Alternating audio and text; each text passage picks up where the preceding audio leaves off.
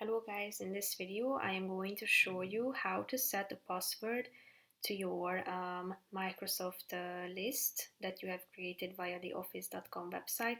But first I just want to mention, don't forget to subscribe to my channel because at 10,000 subscribers I am going to show you my whole YouTube revenue statistics and growth strategy, how to make money online. Now let's jump into it.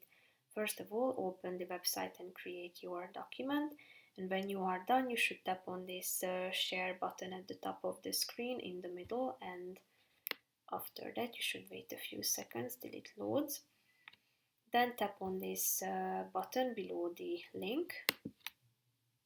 After that, go to the bottom of this section and then you should type in a password